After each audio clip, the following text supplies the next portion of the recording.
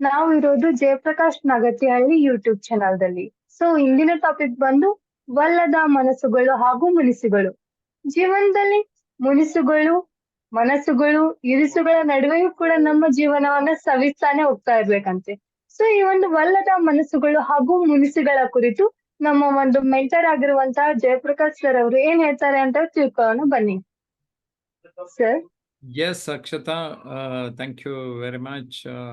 ನನ್ನ ಬ್ಯಾಕ್ಗ್ರೌಂಡ್ ಅಲ್ಲಿ ನೋಡಿದಾಗೆ ಅನುಕ್ಷಣ ಅನುಭವಿಸಿ ಅನ್ನೋ ಒಂದು ಕೃತಿನೂ ಇದೆ. ಈ ಅನುಕ್ಷಣ ಅನುಭವಿಸ್ತಾ ಇರೋ ಸಂದರ್ಭದಲ್ಲಿ ನಮ್ಮ ಜೀವನವನ್ನ ಅನುಭವಿಸದೇ ಇರೋದಕ್ಕೆ ಹೆಚ್ಚು ಕಾರಣಗಳಾಗ್ತಾ ಇರುವಂಥದ್ದು ಈ ಮುನಿಸುಗಳು ಮತ್ತು ಒಲ್ಲದ ಮನಸ್ಸುಗಳು.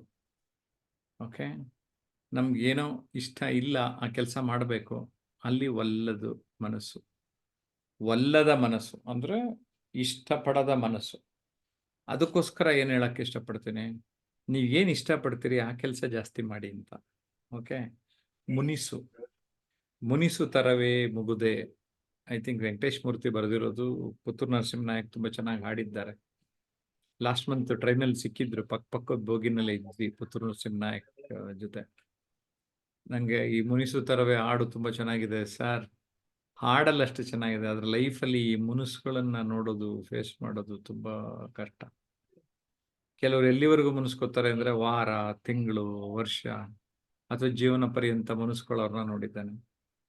ಆ ವ್ಯಕ್ತಿ ಸತ್ರು ಡೆಡ್ ಬಾಡಿ ನೋಡಕ್ ಹೋಗದೆ ಇರುವಂತವ್ರನ್ನು ನೋಡಿದ್ದೇನೆ.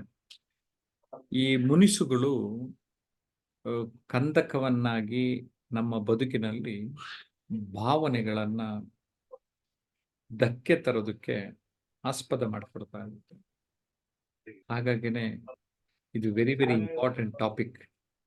ದಯಮಾಡಿ ಅನಗತ್ಯವಾದ ಮುನಿಸುಗಳನ್ನ ನಮ್ಮ ಬದುಕಿನಲ್ಲಿ ಇಟ್ಟುಕೊಳ್ಳದೆ ಮನಸ್ಸುಗಳನ್ನ ಸುಂದರವಾಗಿಸಿಕೊಳ್ಳುತ್ತಾ ಸಾಗೋಣ. Life is beautiful, make it really beautiful.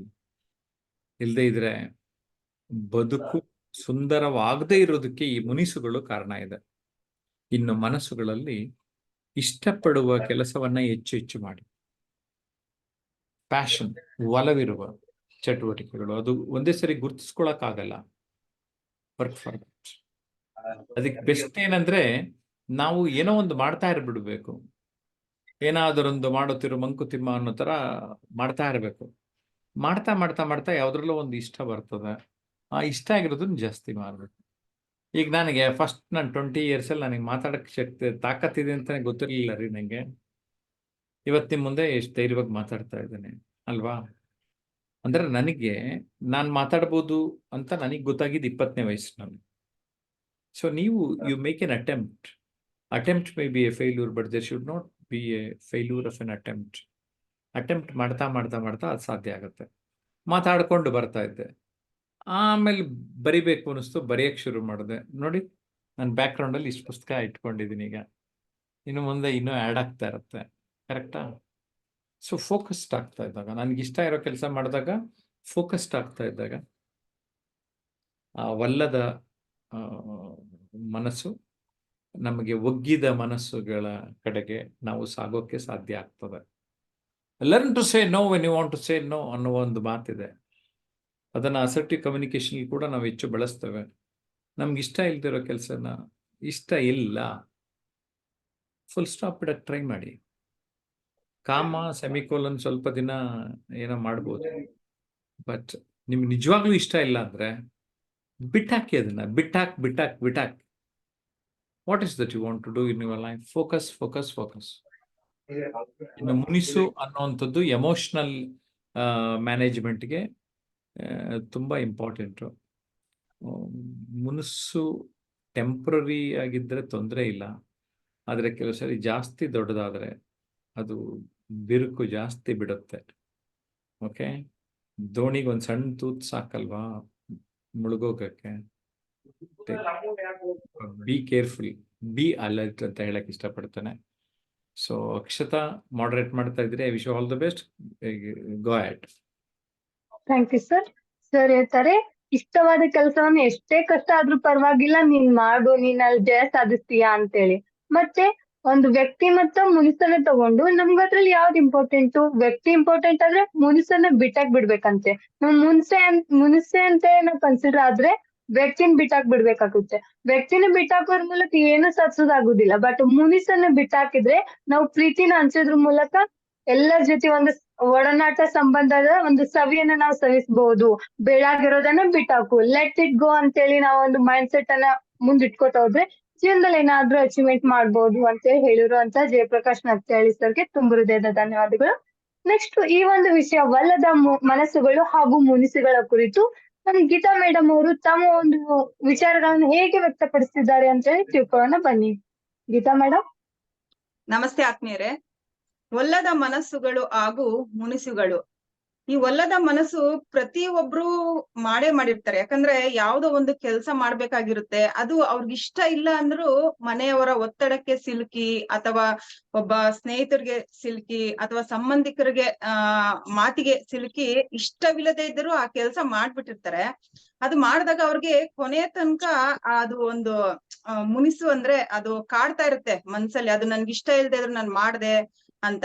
ಹಾಗಾಗಿ ಯಾವತ್ತಾದ್ರೂ ಆ ವ್ಯಕ್ತಿಗಳಿಗೆ ಏನಾದ್ರು ತೊಂದರೆ ಕೊಟ್ಟಾಗ ಅವ್ರ ಏನಾದ್ರು ಎದುರುಗಡೆ ಸಿಕ್ತಾಗ ಅವ್ರು ಅದೇ ಕೊನೆ ತನಕ ನೋಡ್ದೇ ಇರೋಂಥದ್ದು, ಮಾತಾಡದೇ ಇರೋಂಥದ್ದು ಅಥವಾ ಶಾಶ್ವತವಾಗಿ ಮಾತು ಬಿಟ್ಟಿರೋ ಅಂಥದ್ದು, ಇದೆಲ್ಲವೂ ನಾವು ದಿನನಿತ್ಯ ನೋಡಿರ್ತೀವಿ. ಇದು ಪ್ರತಿಯೊಬ್ಬರ ಜೀವನದಲ್ಲೂ ಹಾಗೆ ಆಗಿರುತ್ತೆ. ಯಾಕಂದ್ರೆ ಅವ್ರಿಗೆ ಮನ್ಸಿಗೆ ಇಷ್ಟ ಇರಲ್ಲ, ಆದ್ರೂ ಯಾವ್ದೋ ಒಂದು ಮಾತಿಗೆ ಕಟ್ಟು ಬಿದ್ದು ಆ ಕೆಲ್ಸನ ಅವ್ರು ಮಾಡಿರ್ತಾರೆ. ಹಾಗೆ ಒಂದು ಮನೆಯಲ್ಲಿ ಇವಾಗ ಯಾರಿಗೋ ಒಬ್ರು ಇಂಜಿನಿಯರಿಂಗ್ ಆಗ್ಬೇಕು ಅಂತ ಇರುತ್ತೆ, ನಾವು ಇಲ್ಲ ನೀವು ಡಾಕ್ಟ್ರೇ ಆಗುವಂತ ಅವ್ರ ಮೇಲೆ ಪ್ರೆಷರ್ ಹಾಕ್ದಾಗ ಅವರು ಕೊನೆ ತನಕ ಅದು ಓದ್ತಿರ್ತಾರೆ, ಆದ್ರೂ ಇಷ್ಟ ಇರಲ್ಲ. ಮನೆಯವರ ಒತ್ತಡಕ್ಕೆ ಸಿಲುಕಿ ಅವ್ರು ಆ ಕಾರ್ಯನ ಮಾಡ್ತಿರ್ಬೇಕಾದ್ರೆ ಕೊನೆ ತನಕ ಅದು ಒಂದು ಅವ್ರ ಮನ್ಸಲ್ಲಿ ಉಳ್ಕೊಂಡು ಮುನಿಸು ಅದ್ ಹಾಗೆ ಕಂಟಿನ್ಯೂ ಆಗ್ತಾ ಇರುತ್ತೆ. ಅದು ಒಬ್ಬ ವ್ಯಕ್ತಿ ಸತ್ರು ಸಹ ಅದನ್ನ ಮುಂದಿನ ಅವ್ರಿಗೂ ಹೇಳೋ ಅಂತದ್ದು, ಹೌದು ನಾನು ಈ ತರ ಆಗ್ಬೇಕು ಅಂತಿದ್ದೆ, ನಮ್ಮ ಮನೆಯವರ ಮಾತಿಗೆ ಕಟ್ಟು ಬಿದ್ದು ನಾನು ಹಿಂಗಾದೆ ಅಂತ. ಮತ್ತೆ ಯಾವ್ದೋ ಒಂದು ಜಾಬ್ಗೆ ಹೋಗ್ಬೇಕಾಗುತ್ತೆ, ಇಲ್ಲ ನೀನ್ ಈ ಕೆಲಸ ಮಾಡು ಅಂತ ಅಂದಾಗ ಅವ್ರ ಮನಸ್ಸುಗಳಿಗೆ ಮುನಿಸುಗಳು ಬಂದೇ ಬರುತ್ತೆ.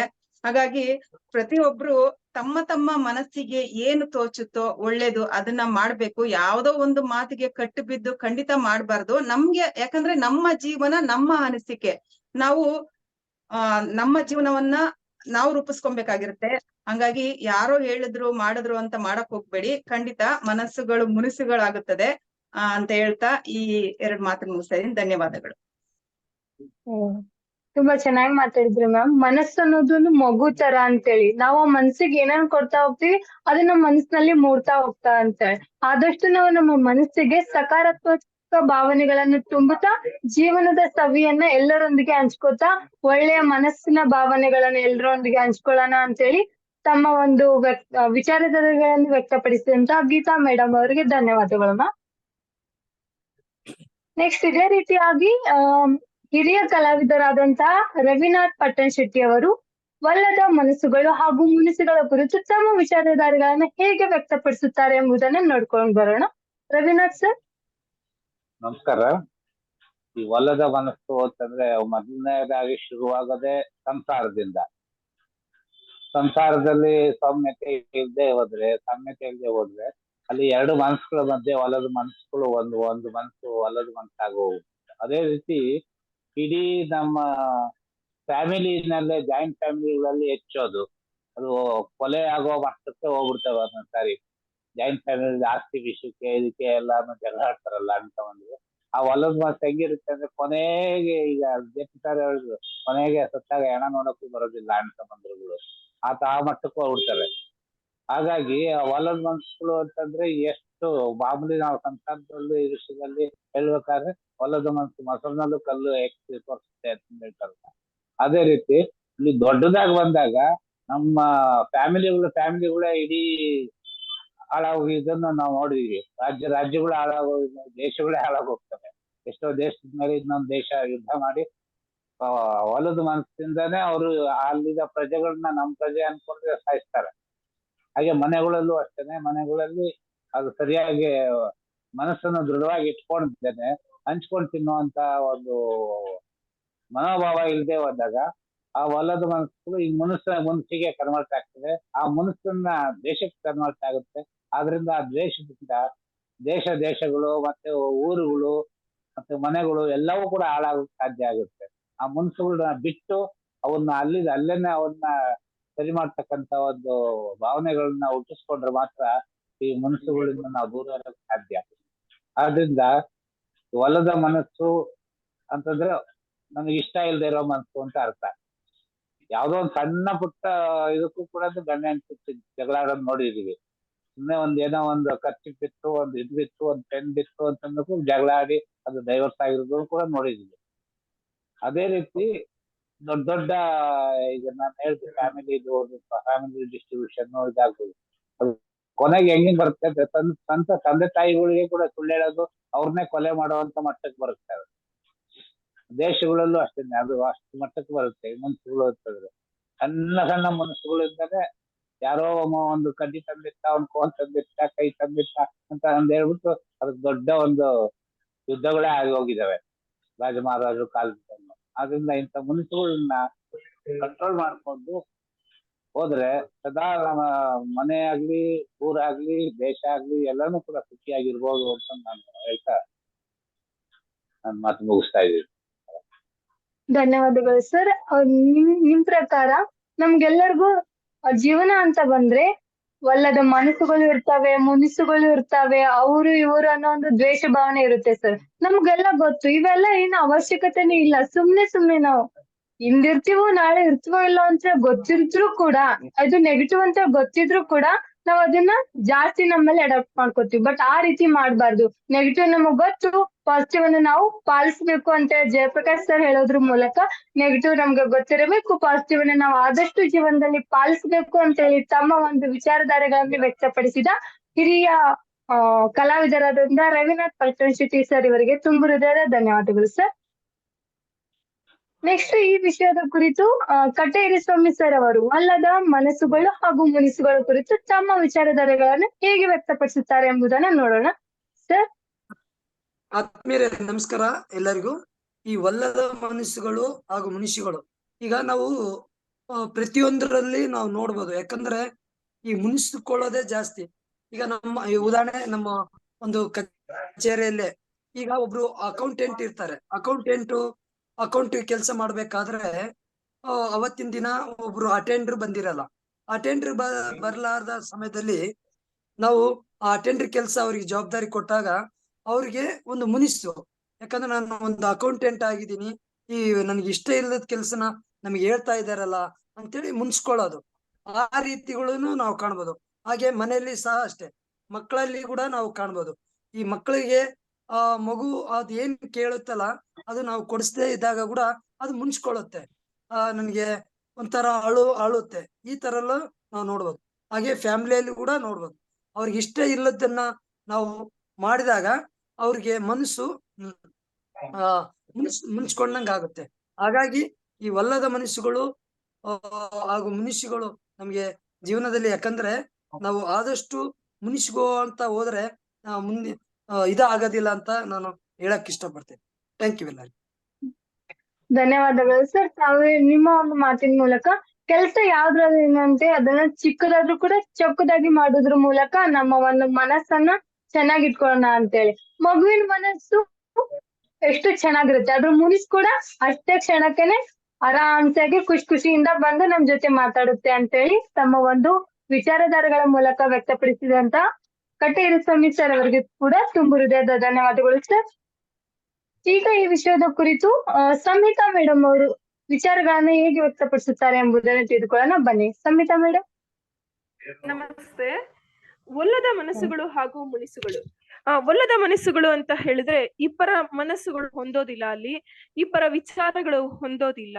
ಅವಾಗ ಏನಾಗುತ್ತೆ ಅಂದ್ರೆ ಚಿಕ್ಕ ಚಿಕ್ಕ ವಿಚಾರಗಳು ದೊಡ್ಡದಾಗತ್ತೆ, ಇಶ್ಯೂಗಳು ದೊಡ್ಡದಾಗತ್ತೆ. ಅದೇ ಇಬ್ಬರ ಮನಸ್ಸುಗಳಲ್ಲಿ ಹೊಂದಾಣಿಕೆ ಇದೆ ಅಂತ ಹೇಳಿದಾಗ ಎಂತ ದೊಡ್ಡ ಕಷ್ಟ ಇದ್ರು ಅಥವಾ ದೊಡ್ಡ ವಿಷಯ ಇದ್ರು ಕೂಡ ಅದನ್ನ ಸಲೀಸಾಗಿ ಸರಿದೂಗಿಸ್ಕೊಂಡು ಹೋಗ್ತಾರೆ.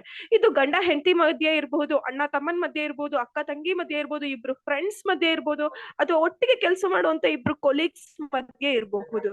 ಸೊ ಒಲ್ಲದ ಮನಸ್ಸುಗಳಿದ್ದಾಗ ಇದ್ದಂತ ಪರಿಸ್ಥಿತಿಯಲ್ಲಿ ನಾ ಹೇಳೋದು ಆದಷ್ಟು ಒಟ್ಟಿಗೆ ಮಾಡೋದಕ್ಕಿನ್ನ ಸಪರೇಟ್ ಆಗಿರೋದೇ ಬೆಟರ್ ಅಂತ ಅನ್ಸುತ್ತೆ. ಅಂದ್ರೆ ಯಾವಾಗ ನಮ್ಮ ವಿಚಾರಧಾರೆ ಒಬ್ರ ಜೊತೆ ಒಬ್ರಿಗೆ ಹೊಂದ್ಕೊಳ್ತಾ ಇಲ್ಲ ಅಂತ ಹೇಳಿದ್ಮೇಲೆ ಆದಷ್ಟು ಒಟ್ಟಿಗೆ ಕೆಲಸ ಮಾಡೋದನ್ನ ನಾವು ಅವಾಯ್ಡ್ ಮಾಡ್ಬೇಕಾಗತ್ತೆ. ಯಾಕೆಂದ್ರೆ ಅಲ್ಲಿ ಇಬ್ರಿಗೂ ಹಾರ್ಟ್ ಆಗುತ್ತೆ.